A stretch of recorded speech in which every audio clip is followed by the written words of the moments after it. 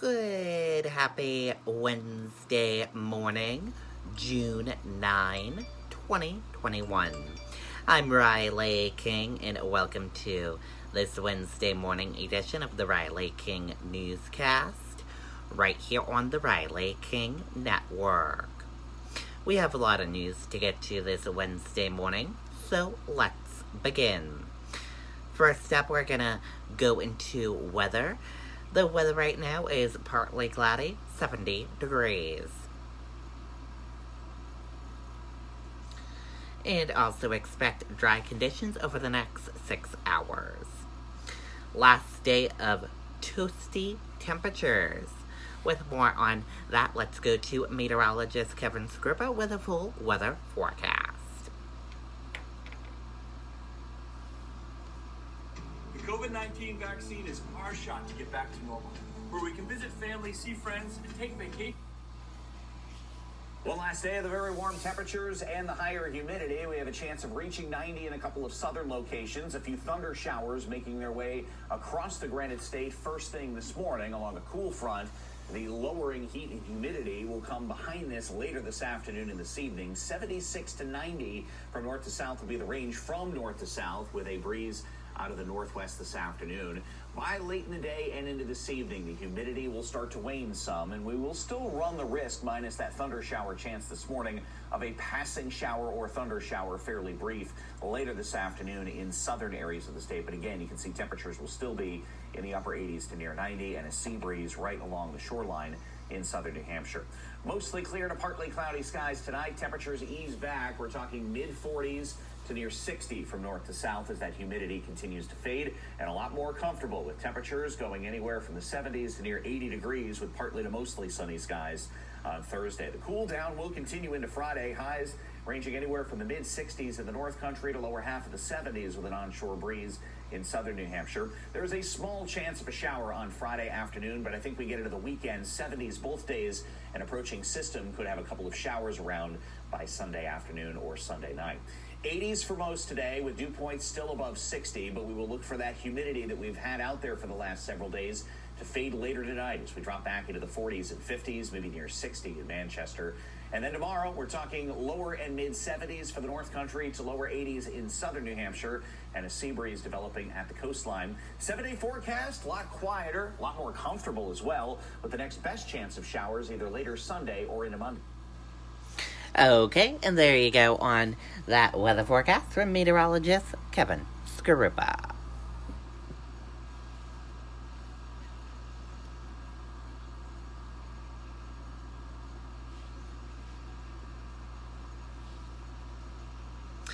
More mask requirements eliminated as COVID-19 cases continue to fall.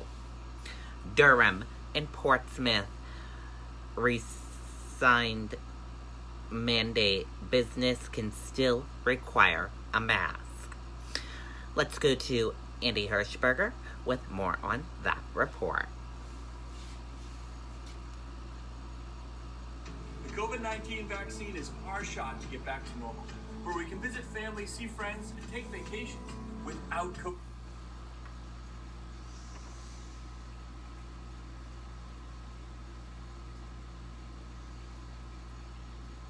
We're all coming back, and we say this is a good medicine for the soul, so be sure to take it seriously. Bishop Peter Labashi says one parish burst into applause when the Diocese of Manchester announced for the first time since the pandemic began, the obligation for Catholics to go to Mass has returned.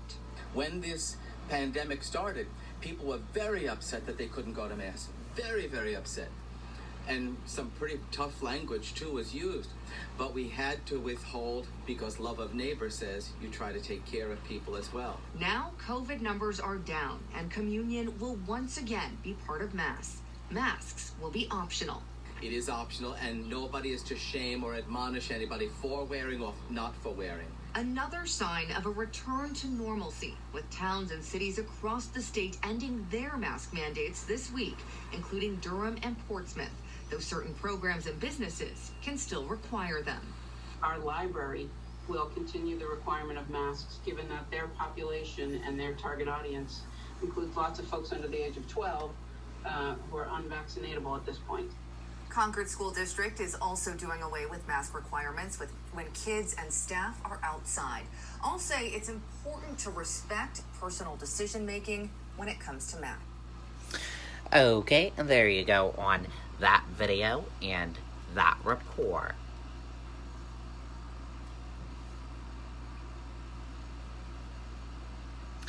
Charter school in Pembroke to close, citing staffing and fundraising issues. The PACE Career Academy was established 10 years ago. Let's go to WMUR News 9, Charisse Leclerc with a full report on this.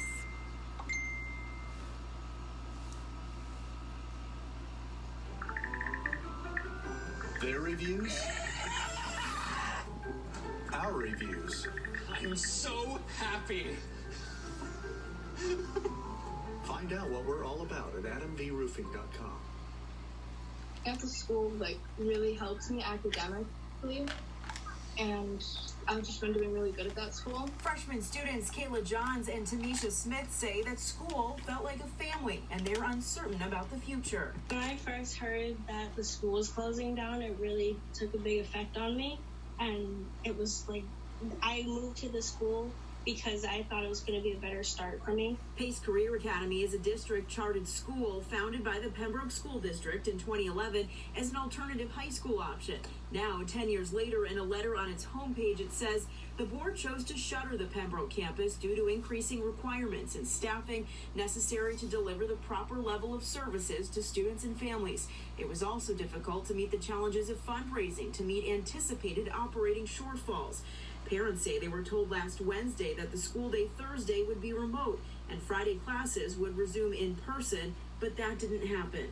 I feel like we've all been left out in the dark. If there was an inclination of them closing months ago, why were we not made aware? If it was a financial reason, why didn't they reach out to the parents or the community to try and raise funds to keep the school open? We reached out to the school's executive board, but have not heard back. The AG's office says its charitable trusts unit has been in contact with school officials about finance and governance issues. It says it has received complaints about the school. In Pembroke, I'm Charisse Leclerc, WMUR News. Okay, and there you go on that video and that report.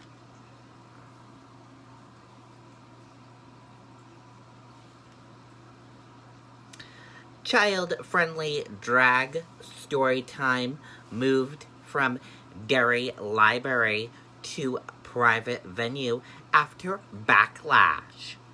Planned readings about penguins, song, and dance about rainbows. Let's take a listen to that video and that report from WMUR News 9, Jean Mackin. As we ease back into life with friends and family, Mahindra is here to help on the good days and the tough.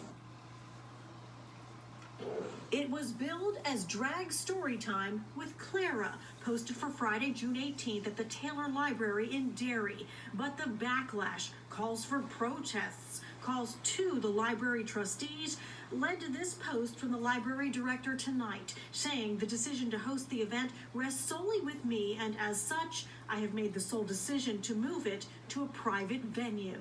They were doing anything in their power to just cancel it. They didn't want this out of town. 22-year-old Michael McMahon planned to host the event as drag performer Clara Devine, using musical theater experience to read stories about penguins and teach a song and dance about rainbows. It was just a really sad moment for me to look at all these messages and see all the hate. But there was also a lot of support, which made me really happy. Michael says dozens of children registered, and he planned a child-friendly performance. Gay Pride Month is this month, and I want to teach the kids about pride. Something that they're proud of, something that they're excited about. So it's very appropriate. Michael's parents give their full support. People need to be more accepting, and that's something that we've always taught him. Just to have kids, be accepting of other people and just to kind of teach them that everybody's a person. Now the search is on for the new venue. Now I'm able to express myself for who I am, and honestly, I'm kind of happy that this became a big thing because now I can talk to people about it. Jean Mackin, WMUR News 9.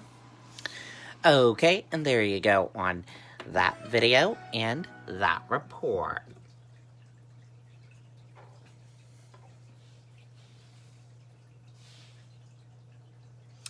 No new COVID-19 deaths in New Hampshire as cases continue to drop. Let's take a listen to that video from WMUR News 9.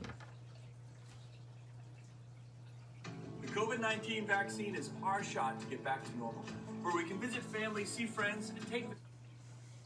Tonight, public health officials say the first case of the South African COVID-19 variant has been identified in New Hampshire. In total, there are 28 new cases of the coronavirus in the state, bringing the number of active cases to 322.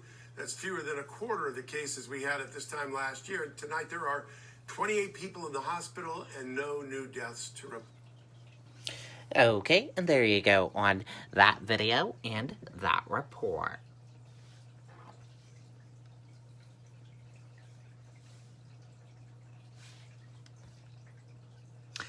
Coos County, only area of New Hampshire with substantial spread of COVID-19. Health officials say high rate partly due to the country's low population. Let's take a listen to that video and that report from WMUR News 9, Tim Callery. Their reviews, our reviews. I'm so happy. Find out what we're all about at adamvroofing.com.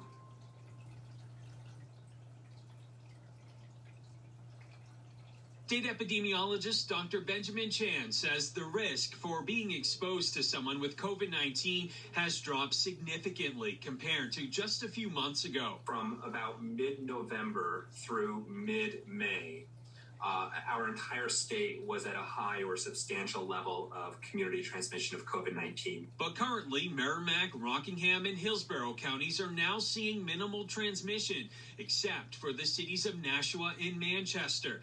They're still considered moderate, along with much of the rest of the state.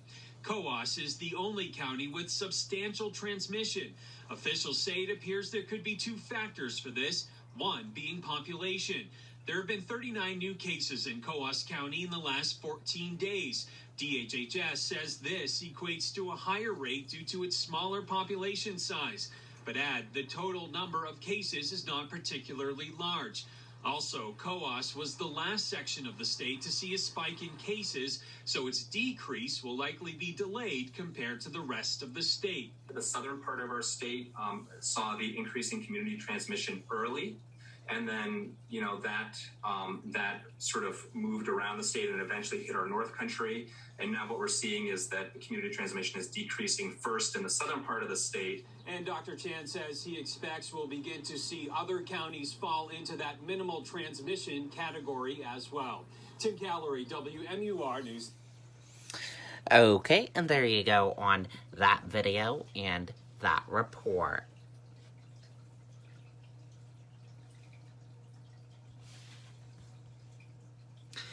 Shelter homelessness officials reach out to residents of Manchester encampment. City clears out encampment known as the Bucket. Let's take a listen to that video from WMUR News 9, Ray Brewer. Looking for a positive change? Consider us at DHL Supply Chain. We promote a positive work environment with starting pay from $16.50 to $17.50 and offer flexible schedules, benefits, and 401k. Visit us at workfordhl.com. This is a community issue. Each and every one of us have a responsibility here to ensure that our neighbors are fine and to ensure that the whole entire public is fine. For 4 years, on and off, this is where George Gaberge has lived. Now, the city is closing down the encampment known as the Bucket. Gerber says he's not sure where he will go, but doesn't want to go to a shelter. I don't have a regular sleep pattern, so shelter prohibits me from being comfortable in a way. Others have complained that employees at the shelter are rude and condescending. As the director of operations toured the camp, she acknowledged they are working to change the culture in the shelter. Today's outreach is an example. We came out today to see if there's anything that we can do to welcome people in and to see if they will stay at the shelter with us. Also talking to those living in the camp was Manchester's director of the Homeless Initiative. She says there is no one-size-fits-all solution. Everybody is an individual. Green says the lack of affordable housing continues to be a big barrier, but getting people in the camp into housing is the first step in dealing with whatever other problems they may have. You bring them in, then you look at the individual and figure out what their needs are. Some of those in the camp feel now at least they're being listened to. The problem is, even the director admits a long-term solution is a long ways off. In Manchester, Ray Brewer, WMUR News. Okay, and there you go on that video and that report.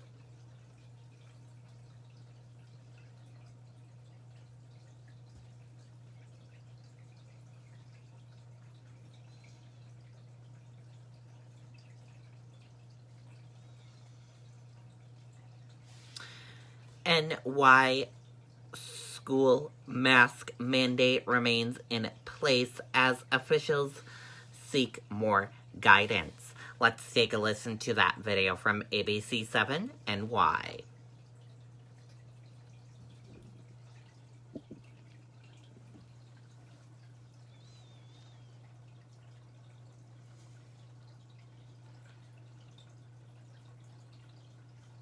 New York schools statewide will have to keep their masks on for now.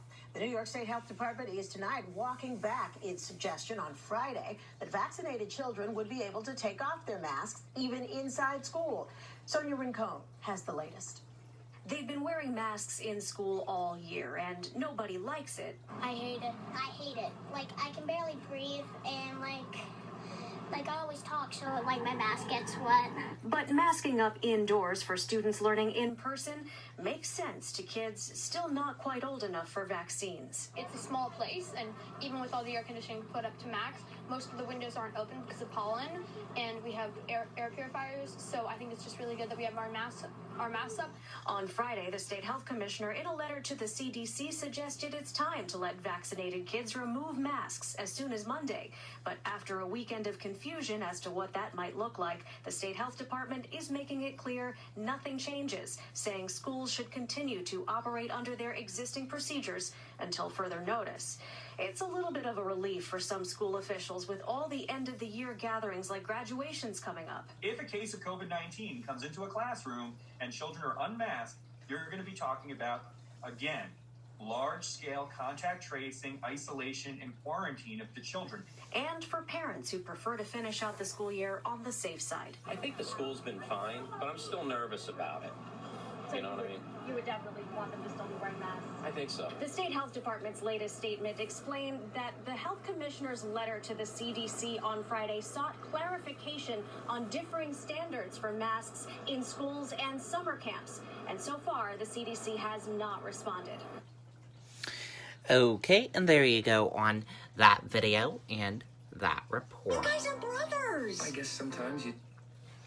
And thank you for joining us for this morning edition of the Riley King Newscast right here on the Riley King Network. I hope you all have a great rest of your day, and I'll see you back here later on today for another newscast.